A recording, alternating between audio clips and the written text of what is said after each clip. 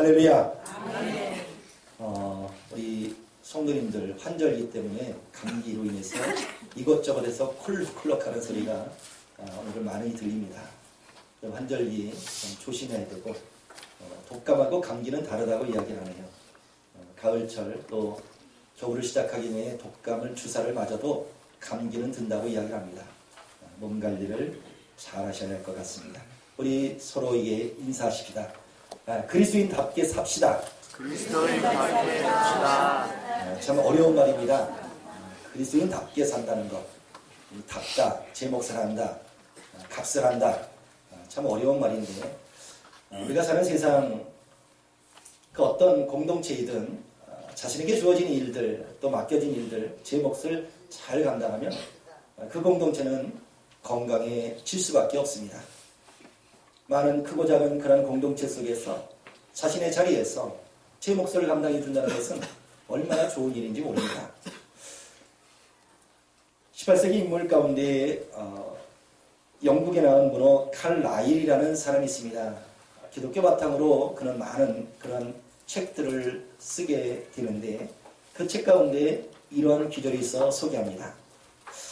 그대가 하는 일이 미천하다고 낙심하지 말라. 그대가 하는 일은 하나님께서 그대에게만 맡겨주신 가장 중요한 일이다.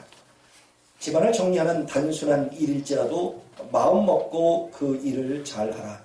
만일 그대의 책임의 범위가 넓고 관계되는 일을 많으면 더욱 그리할 것이다. 만일 그대에게 부모와 처자와 형제와 자매가 있으면 그들에 대한 책임이 얼마나 큰 것인지 기억하고 그들로 하여금 실망케 하지 말지어다. 우리가 최선을 다하는 것이 곧 세상에 여러 가지 불행함이 생기지 않게 하는 최선의 방법이다라고 이야기합니다. 즉 자신에게 맡겨진 일을 잘하는 것, 그것이 크다 작다 그런 어떤 상관하지 아니하고 그런 의무와 책임을 다하는 것, 이것이 공동체에게 얼마나 큰 유익이 되는지 모른다는 그런 이야기지요. 이 세상 실존에 있는 사람들 가운데 우리가 생각할 때 가장 위대한 사람은 누구일까? 가장 큰 사람은 누구일까? 가장 존경받는 사람은 누구일까? 생각해 봅니다. 과연 어떤 큰 나라를 이끄는 그런 지도자일까요? 아니면 공동체의 리더일까요? 그들 나름대로 위대하고 큰 인물이 될 수는 있습니다. 그러나 남이 도와주지 않아도 말없이 자신의 자리를 지켜주며 또 자신에게 주어진 그런 일들에 최선을 다하는 그 사람이 바로 가장 큰 사람이고 중요한 사람이고 위대한 사람이고 또 존경받을 사람이라는 이야기지요. 우리가 어릴 적 학교에서 우리 선생님들에게 이러한 교훈을 얻었습니다. 여전히 그 말씀이 우리 귀에 생생하게 들려지지요. 그것이 바로 답게 살아야 된다는 그러한 교훈의 말씀입니다. 즉 주어진 깊은 사명에 그 맡은 삶을 다하는 것, 이것이 답게 살아간다는 이야기입니다. 더 쉽게 말하면 어떻게 보면 값을 해야 된다는 그런 말과 같은 뜻입니다. 이 시대의 사회 병리 현상 가운데 하나가 바로 자신의 자리, 자신의 위치를 지키지 아니하고 그것을 떠난 일 때문에 공동체가 무너지고 깨어져 버리는 일들이 있습니다. 또 이러한 일 때문에 만인에게 피해를 주고 상처를 주는 일이 있습니다. 사회 공동체의 가장 최소한의 그 사회가 바로 가정이라는 그런 공동체입니다. 이런 가정에서도 요즘 젊은이들, 아니 연세 드신 분들도 역시 마찬가지입니다. 최근에 통계를 보면 신혼부부 이혼율보다 황혼 이혼율이 더 높다는 것이 우리나라의 현실이라고 합니다. 이들은 부모로서의 책임을 다하지 못함으로 가정이 깨어져 가고 있습니다. 부부 사이에 태어난 아이들, 이들이 이 깨어진 가정으로 말미암아 비행 청소년이 되는 그런 아이들이 많이 늘어나고 있습니다. 자녀들도 역시 마찬가지입니다. 자녀의 몫을 하지 않음으로 말미암아 불화의 불씨가 되어지기도 합니다. 사회 모든 공동체 안에서 지체로서 맡은 일을 충실히 할 때 큰 문제는 발생하지 않습니다. 그런데 그러한 자리를 벗어나게 되면 움직여야 될 그 공동체가 깨어질 수밖에 없다는 사실입니다. 우리 주변에 있는 많은 어떤 그런 기계 장치들을 봅니다. 그 기계 장치에서는 많은 부속들이 있고 그 부속들이 자신의 자리에서 또 자신에게 맡겨진 그런 일을 행할 때에 그 기계가 어떻게 보면 파괴되지 아니하고 망가지지 아니하고 파손되지 아니하고 정상적으로 움직여질 수 있다는 거지요. 우리들의 필수품인 핸드폰도 역시 마찬가지입니다. 여러분 핸드폰은 그냥 겉에 보면 그냥 그 모습으로 핸드폰이지만 그 속에 뜯어보면 기판이라는 그 기판 위에 수없이 많은 수백 수천 가지의 부속이 있습니다. 그 부속이 제 기능을 하지 못하면 그것은 망가진 핸드폰, 사용할 수 없는 핸드폰입니다. 우리가 차고 있는 시계도 역시 마찬가지입니다. 심지어 우리가 가정에서 쓰는 밥솥도 역시 마찬가지였습니다. 얼마 전에 밥솥이 고장이 났어요. 밥이 잘 안 돼요. 왠가 그 이유가 뭔가 봤더니 그 위에 김이 나오는 그 구멍에 있어야 될 그 꼬다리에 이것이 잘못돼서 김이 빠집니다. 압력솥인데. 자그마한 차이인데 눈에 잘 보이지도 않음에도 불구하고 그 부속 하나가 파손돼서 밥이 제대로 안 되는 거예요. 모든 기계가 마찬가지입니다. 우리 이동수단에 쓰는 자동차 역시도 마찬가지입니다. 각각의 여러 가지의 부속품이 결합되어서 완성품이 되고 그래서 그것이 그 자리에서 제 기능을 발휘할 때 정상적으로 움직여지고 또 정상적으로 작동합니다. 그런데 아무리 작은 부속일지라도 그것이 자신의 역할을 해주지 못한다면 그것은 영원히 쓸 수 없는 그런 파손된 기계가 될 수밖에 없다는 거지요. 교회라는 공동체도 역시 마찬가지입니다. 고린도전서 12장 12절 이하의 말씀에 사도 바울은 교회라는 이 교회를, 공동체라는 이 교회를 설명하면서 무슨 말씀을 해주냐면 교회의 머리는 예수 그리스도다. 그리고 그 몸의 한 지체로 많은 이들이 각각에 맡겨진 일들이 있고 그 지체가 원활하게 움직여야 교회라는 이 공동체가 잘 유지되고 또한 건강한 공동체가 된다라고 교훈해주고 있습니다. 이러한 말씀에 근거하여 교회라는 이 신앙 공동체를 볼 때 각각의 주어진 그런 직분에 따라서 사명을 잘 감당해 주는 것이 바로 교회 건강의 비결이라는 거지요. 그런데 이런 자신의 자리를 벗어나 주어진 직분을 다하지 못한다면 주변의 사람들에게 많은 피해를 줄 수밖에 없다는 이야기입니다. 어떤 조직이든 높은 직위를 올라가면 올라갈수록 특권은 많이 주어집니다. 그러나 그만큼 더 많은 의무와 책임이 뒤따르게 된다는 사실이지요. 그리스도인들에게도 동일합니다. 우리의 가문은 뭐였습니까? 죄인이었습니다. 죄로 말미암아 사망에 있던 자들이었습니다. 그런 우리를 하나님께서 구속하셨고 하나님의 자녀 삼아주셨습니다. 즉 하나님의 자녀라는 이런 특권을 주셨다는 거지요. 얼마나 높이 우리를 세워주셨습니까? 이전에는 죄의 종으로 살던 우리를 하나님의 자녀의 특권을 부과해 주셨습니다. 그렇다면 내게 주어진 이 특권만큼이나 그리스도인들에게도 분명 하나님께 대한 의무와 책임이 있다는 사실입니다. 우리 성도님들에게 자주 말씀드리는 그런 단어 가운데 하나가 바로 직무유기라는 단어입니다. 이 직무유기라는 것은 어떠한 죄명입니다. 그 죄명이 뭐냐면 자신에게 맡겨진 그런 일을 다하지 못하고 책임을 감당하지 못하고 그 일을 방치하는 그런 일, 이것이 직무유기지요. 그리스도인들은 하나님의 백성입니다. 즉 공인이라는 이야기입니다. 그런 우리가 하나님께서 맡겨주신 일을 행하지 않고 무책임하고 또한 행동이 그런 일을 행한다면 그것은 곧 직무유기에 해당되는 죄입니다. 오늘은 사순절 두 번째 주일입니다. 그래서 하나님을 예배하고 있지요. 성도로서 해야 될 많은 일들이 있습니다. 에베소서 2장 이하의 말씀에 보면 구원받은 성도가 해야 될 일은 경건의 생활, 복음 전하는 일, 구제하는 일을 이야기합니다. 뿐만 아니라 베드로 전서 4장 7절 이하에는 기도하는 일, 서로 사랑하는 일, 또 청지기와 같은 그런 봉사하는 일을 감당해야 된다고 말씀해 주고 있습니다. 사도 바울의 서신서뿐만 아니라 사도 베드로의 교훈을 우리는 귀담아 들어야 합니다. 성도로서 주일날 하나님을 예배하는 것, 이것은 당연한 일입니다. 그러나 예배하지 않는다는 것은 공인으로서 이것은 곧 직무유기에 해당되는 죄라는 이야기입니다. 하나님의 완전한 자를 찾는 것이 아닙니다. 이 세상에는 그 어느 누구도 완전하지 않습니다. 오직 하나님 한 분 외에는 완전한 사람은 없습니다. 그렇다면 하나님을 찾는 분이 과연 찾는 사람이 누구입니까? 완전한 사람을 찾는 것이 아니라 온전한 사람을 찾는다는 거지요.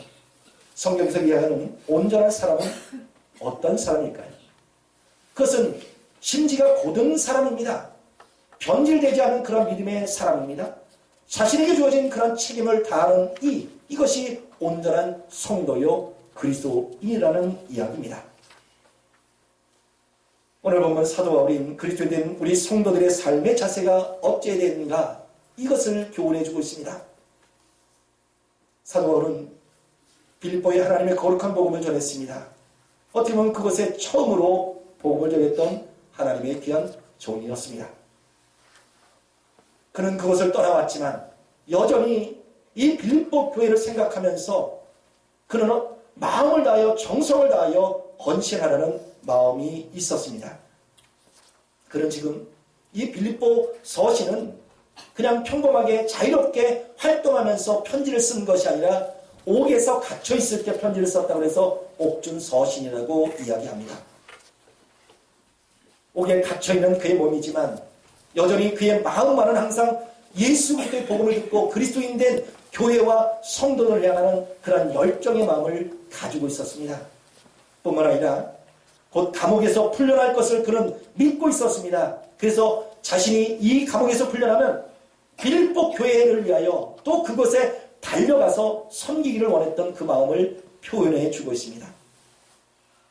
바로 빌립보 교회 성도들에게 섬기는 자로서의 자세에 중요한 몇 가지를 이야기해 줍니다. 그것이 오늘 1절 말씀에 17절 말씀에 보면 자신을 본받으라는 그런 말로 시작되는 권면입니다. 사실 우리가 누구에게 나를 본받아라 라고 하는 그런 이야기가 쉽게 나오지 않습니다. 그렇게 거룩하게 또 성실하게 살아왔는지 내 자신에게 묻는다면 그렇다 하라고 이야기할 사람은 그리 많지 않기 때문입니다. 스스로 자랑하지 못하지만 주변에 있는 이들을 볼 때 저 사람은 참으로 신실한 사람이야. 하나님이 있는 그런 사람인 것 같아. 그리스도인인 것 같아. 라는 인정을 받을 때는 있습니다. 그런데 사도 바울은 자신에 대해서 나를 본받으라 라는 말을 합니다. 이런 말은 아무에게나 하는 것도 아니고 아무나 할 수 있는 그런 이야기가 아니라는 이야기죠. 그렇다면 이 말을 하고 있는 바울은 교만함입니까? 아니면 방지한 그런 말을 한 것입니까? 그렇지 않습니다. 적어도 사도 바울은 예수 그리스도 자신에 대한 그 부르심에 확신을 가진 사람이었습니다. 또한 주님의 부르심에 대해서 그는 자부심을 가졌습니다. 긍지를 가졌습니다. 그는 생명을 다하여 예수 그리스도의 복음을 자랑하는 그런 마음으로 헌신해 왔습니다. 이렇게 평생 살아온 사도 바울은 주님께서 맡겨주신 이 사명에 대해서 그는 후회하지 않았습니다. 한 점도 부끄러운 일이 없었습니다. 그 길은 감사와 찬양과 하나님께 영광을 돌릴 수 있는 그런 일이었다고 그는 고백하고 있습니다. 사도 바울은 다른 것을 몰라도 하나님께 대한 그런 열정을 자랑할 수 있었습니다. 그리고 그의 마음을 많은 이들에게 강조해주고 싶은 그런 마음이 있었다는 거지요. 오늘날 그리스도인 된 우리가 누구에겐가 나를 본받으라고 할 수 있는 성도님이 계신다면 그분은 축복받을 뿐이고 축하해 줄 수 있는 그런 성도일 겁니다. 가끔 우리 성도님들 가운데 이와 비슷한 그런 말씀을 하시는 분들이 계십니다. 그러나 그것은 교만한 마음으로 하시는 이야기는 아닙니다. 즉, 내 자신의 과거를 알고 있는 주변에 있는 벗들, 이웃들이 있습니다. 나의 과거, 예수 믿기 전에 그 과거는 우리의 모습, 참으로 부끄럽기 짝이 없는 모습이지요. 그러나 예수 그리스도 믿고 난 뒤에 우리의 모습은 달라졌습니다. 변화되었습니다. 예전에는 착한 모습이었었는데 이제는 그래도 내가 내 나름대로 생각할 때 거룩해져 가고 있어. 착해져 가고 있어. 정말 정결하고 깨끗해져 가고 있다는 그런 자신감을 가질 수 있는 그러한 성도. 그래서 우리는 그런 사람들에게 또 이웃들에게 이야기하지 않습니까? 내가 예수를 믿었더니 전에 알지 못했던 그런 기쁨이 생겼어. 전에 알 수 없는 그런 행복이 느껴졌어. 너도 예수 믿어봐. 무엇인가 달라질 거야. 이것이 우리의 자랑이 아닙니까? 나를 본받으라는 이야기가 바로 이러한 교훈의 말씀입니다. 사랑하는 성도분, 여러분은 예수 믿기 전과 믿은 후에 무엇이 달라졌다고 생각하십니까? 분명 무엇인가 달라져야 합니다. 똑같다면 그것은 잘못된 믿음입니다. 온전한 믿음이 아닙니다. 하나님 믿으면, 예수 그리스도 믿으면, 성령을 믿으면 우리가 달라집니다. 생각이 달라지고 말투가 달라지고 행동이 달라질 수밖에 없는 거지요. 이것이 내가 자랑할 수 있는 그런 좋은 비결이요. 또 이것이 우리가 어떻게 보면 관계 전도에 있어서 가장 중요한 핵심이기도 합니다. 아무리 우리가 말로 복음을 전한다고 해도 많은 이들은 예수 그리스도 주의 복음을 듣지 않습니다. 내 삶을 보고 그들이 변화되는 거고 내 삶을 보고 그들이 예수를 발견하고 보이게 된다는 사실입니다.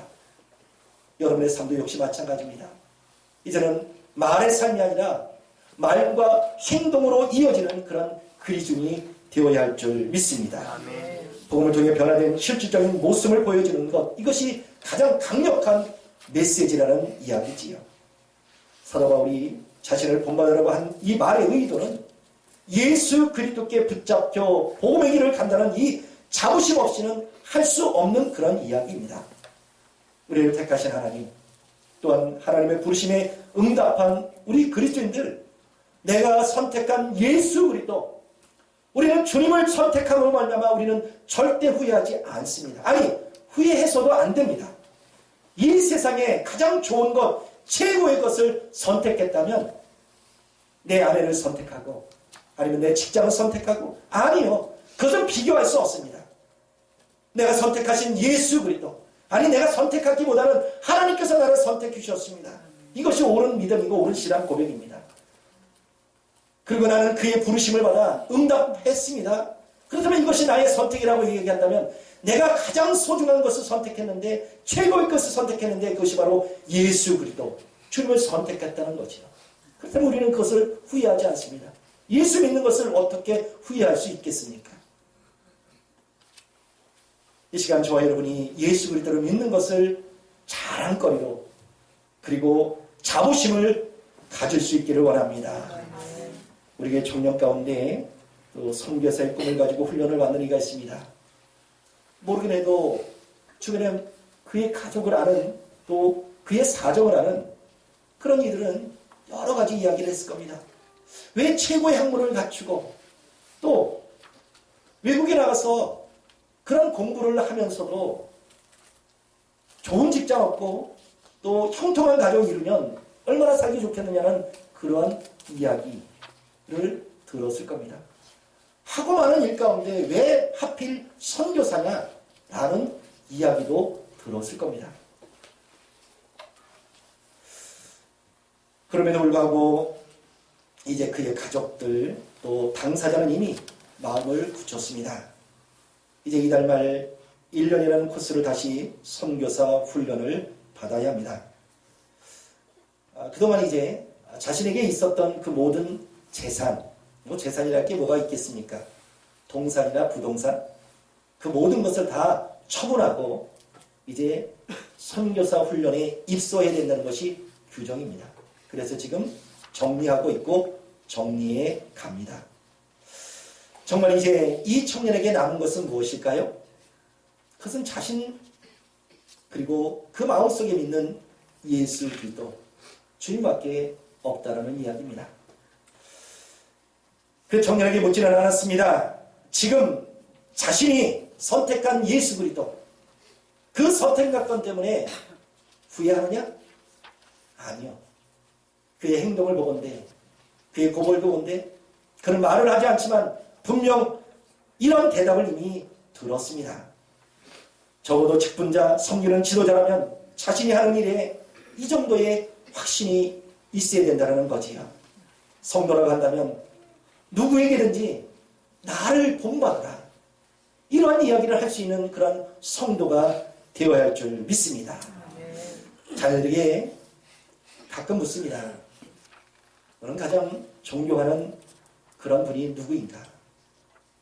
가장 훌륭한 가정이라면 아마도 부모, 내가 존경할 수 있는 분은 바로 부모님입니다라는 그런 이야기를 듣는 부모님이 참으로 좋은 부모님이고 훌륭히 잘 가르치는 그런 부모님일 겁니다. 여러분의 자녀들은 어떻습니까? 한번 물어보십시오. 누구를 본받으라, 누구를 존경하느냐, 이것이 부모님이 될 수 있기 바랍니다. 무엇보다 그들에게 믿음을 주려는 그런 열정, 믿음의 계보를 이어가라는 그런 헌신의 모습이 있어야 이 자녀들이 부모의 신앙의 계보를 이어갈 수 있다는 이야기입니다.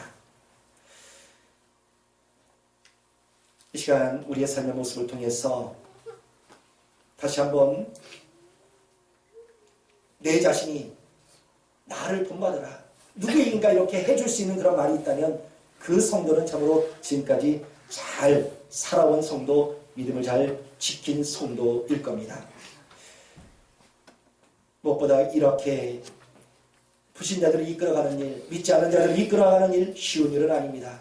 왜냐하면 그들과 똑같은 생각을 가져서는 그렇게 할 수 없기 때문이지요.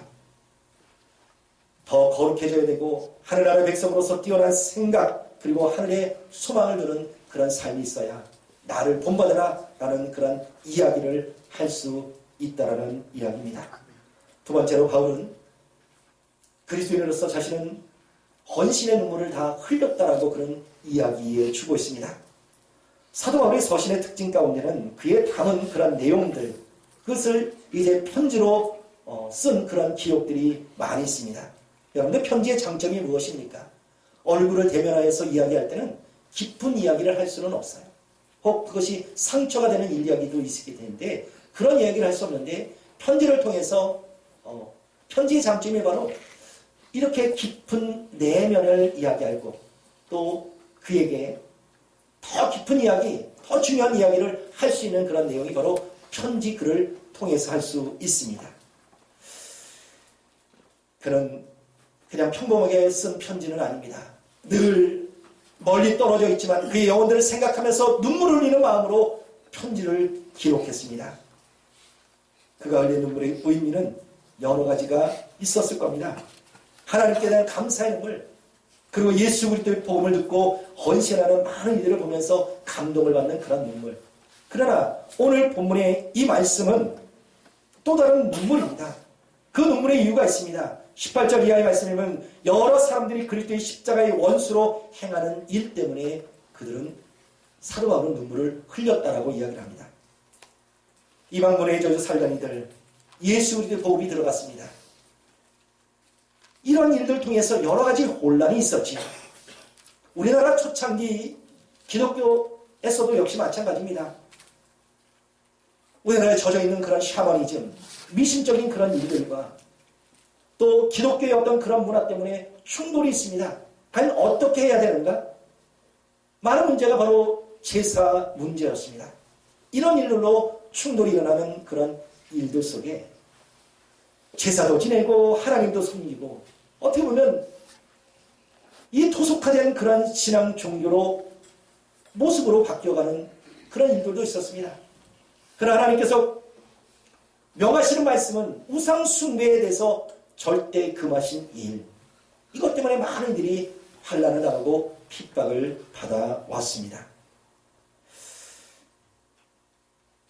어떻게 보면 이들의 모습을 볼 때 양다리 걸치기식 믿음의 모습을 보면서 십자가의 온전한 삶을 살아가지 못한 그들을 보면서 가슴 아파하는 사도 바울의 마음, 이것이 오늘 이 편지 글에 나타나 있습니다. 바울은 바르지 못한 신앙생활을 하고 있는 성도를 생각하면서 십자가의 원수로 행하는 일, 이 빌립보 교회 성도들에게 눈물로 기도하고 권면을 하고 있습니다.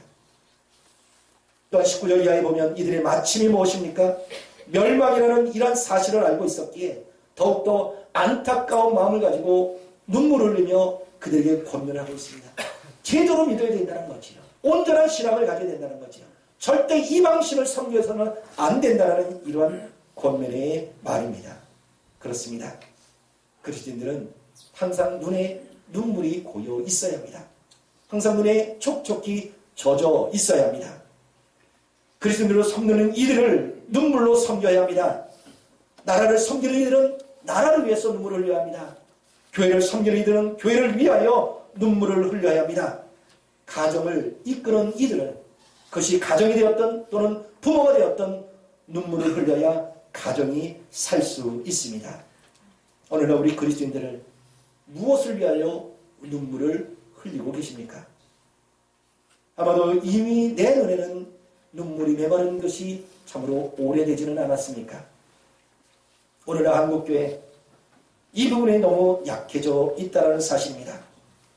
교회 눈물이 없어졌습니다. 그것은 울 일이 없어서 눈물을 흘리는 것이 아닙니다. 메말라버린 내적인 감동 때문에 그렇습니다. 눈물 없이 가정 온전히 설 수 없습니다. 눈물 없이 교회가, 눈물 없이 지역이, 눈물 없이 나라가 설 수 없다라는 사실입니다. 십자가의 원수를 행하는 불신자들을 보면서 믿는 그리스도인들 우리가 그 영혼을 바라보며 눈물로 기도해야 합니다.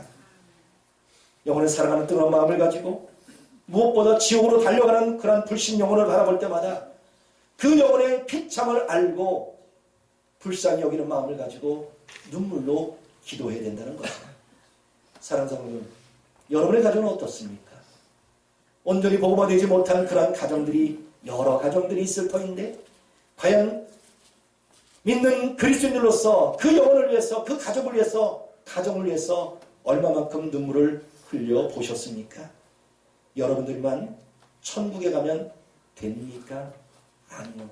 그렇지 않습니다.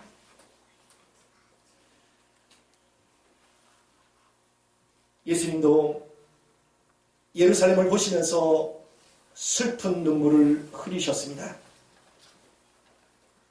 예레미야 역시 그렇습니다. 눈물의 선지자 예레미야는 예레미야 4장 19절 이하의 말씀을 보면서 이스라엘 백성들의 운명을 걸머지는 그런 슬픈 마음을 가지고 있었습니다. 이 땅의 민족 또한 조국, 교회, 가정을 살릴 수 있는 길, 바로 믿는 그리스도인들의 눈물의 기도인 줄 믿습니다. 그리스도인이 흘리는 눈물은 고귀하고 아름다운 눈물입니다. 책임을 다하는 그리스도인으로서 우리의 눈물이 가정을 그리고 교회와 나라와 민족을 살리게 되는 줄 믿습니다. 마지막으로 그리스도인의 자세는 하나님의 자녀로서 바로 하늘의 시민권에 만족하는 삶을 살아야 합니다. 사람들은 자기가 소망하는 것에 관심을 갖습니다. 노래하는 것에 관심을 갖는 이들은 가수, 노래하는 그런 프로그램을 자주 듣고 노래를 자주 듣습니다. 미술을 관심을 갖는 이들은 유명한 화가의 그림을 보며 또 감동합니다. 음악을 하는 이들은 음악에 관심을 갖습니다. 바로 이들의 꿈이 있기에 그것에 관심을 가질 수밖에 없다는 거지요. 그렇다면 이 시간 그리스도인 된 성도로서 저와 여러분의 관심은 어디에 있습니까? 나이가 들면서 모든 이들의 한 가지 관심이 있습니다. 건강이지요. 뿐만 아니라 웰빙 시대를 맞이하여서 잘 먹고 잘 살기를 바라는 마음도 있습니다. 문제는 믿지 않는 자들의 불신의 모습처럼 그들과 똑같은 관심을 갖고 있는 성도들이 있다는 이야기입니다. 불신자들은 그들의 관심은 하늘나라가 아닙니다. 이 땅에 관심이 있습니다. 땅에 관심을 두는 이들은 그의 결말이 무엇입니까? 멸망입니다. 죽음입니다. 반면에 예수 그리스도를 믿는 이들에게 관심은 바로 하늘에 소망을 두는 일이라는 사실입니다. 하늘에 소망을 두는 이들, 하늘의 일에 관심을 두고 있습니다. 사람이 어떤 것에 관심을 두는지 그것을 알아보는 방법은 그 사람이 어디에 제일 민감하게 반응하느냐, 이것을 보면 그 사람의 관심을 알고 있습니다. 돈에 대해서 이야기 많은 사람들은 바로 돈에 관심이 있는 사람이요. 건강에 대해서 많이 이야기하는 사람은 바로 건강에 대한 관심이 있는 사람입니다. 과연 그리스도인으로서 우리의 관심은 무엇입니까? 하늘의 관심입니다. 하늘나라의 관심입니다. 하나님께 대한 관심입니다. 예수님께 대한 관심입니다. 우리의 관심에 대해서 우리는 어떻게 반응하고 있습니까? 우리가 할 수 있는 이야기가 무엇입니까? 예수의 이야기가 되어야 합니다. 뿐만 아니라 성경 말씀, 은혜 받은 그런 이야기가 바로 우리가 해야 될 그런 이야기가 되어야 된다는 거지요. 이런 성도를 가리켜 미친 사람이라고 이야기합니다. 어디에 미쳤습니까? 예수에 미친 사람입니다. 바로 그런 사람이 오늘 여기에 나옵니다. 사도 바울입니다. 그는 이렇게 고백하지요. 내가 미친 것도 온전해진 것도 바로 예수 그리스도를 위한 일이라고 고백하고 있습니다. 사도 바울은 그 하늘의 시민권을 입김을 깨달아서 하늘의 일, 여기에만 관심을 두고 있었습니다. 땅을 보고 사는 사람과 하늘을 보고 사는 사람은 삶이 다릅니다. 삶의 양식이 갖출 수 없습니다. 하늘의 시민권을 가진 사람의 특징이 무엇입니까? 바로 하나님을 기다리는 것, 뿐만 아니라 다시 오실 주님을 기다리는 성도의 삶이 되어야 된다는 거지요. 하늘을 보면서 다시 오리라 약속하신 주님의 재림을 기다리는 성도, 그것이 바로 하늘의 시민권을 두고 있는 그런 성도의 삶이 되어야 합니다. 이스라엘 백성들 지도자 모세를 봅니다. 그는 80대에 하나님의 부르심을 받았습니다. 그리고 40년 동안 광야 생활 이스라엘 백성들과 함께 하지요. 그런 많은 영광이 있었습니다. 40년 동안 애굽이라는 이 강대국에서 왕자 아닌 왕자로 살았습니다. 그런데 이 모든 것을 포기했습니다. 80세대까지 광야에서 훈련을 받습니다. 많은 것을 누릴 수 있었습니다. 그러나 그 모든 욕망을 다 버린 이유가 있습니다. 무엇 때문에 버렸습니까? 하나님께서 약속하신 가나안 땅, 궁극적으로 이야기한다면 그것이 바로 하늘의 소망을 준 모세였기에 자신이 누릴 수 있는 그 모든 영광을 다 포기할 수 있었다라는 이야기입니다. 하늘나라를 소망하는 성도는 지금의 고난을 능히 감내낼 수 있는 그런 힘이 있고 용기가 있습니다. 로마서 8장 18절 말씀에 현재의 고난은 장차 우리에게 나타날 영광과 좋게 비교할 수 없다고 말씀합니다. 이러한 고백은 바로 하늘나라의 소망을 준 이들의 고백이라는 거지요. 사랑하는 성도 여러분, 우리는 그리스도인입니다. 성도입니다. 우리 자리에서 그리스도인답게 이제 성도답게 살아가야 할 때입니다. 책임과 의무를 포기한다면 우리는 더 이상 그리스도인도 아니요 성도도 아닙니다. 이러한 인생은 가장 비극적인 인생이 될 수밖에 없습니다. 지금까지 우리가 왜 예수를 믿어왔는지, 왜 하나님을 높여드렸는지, 우리 마지막 때까지 이 믿음을 지키지 않는다면, 그리스도인답게 살지 못한다면 가장 불쌍한 인생이 바로 그리스도인 될 수밖에 없습니다. 그리스도인 된 우리가 오늘 사도 바울을 통해 주신 말씀과 같이 누구에든지 나를 본받으라 자랑할 수 있는 그러한 성도, 뿐만 아니라 우리가 있는 이 자리에서 눈물로 간구하고, 그래서 우리 개인과 가정과 교회와 나라와 민족을 살릴 수 있는 그런 책임 있는 성도로서 살아갈 수 있기를 원합니다.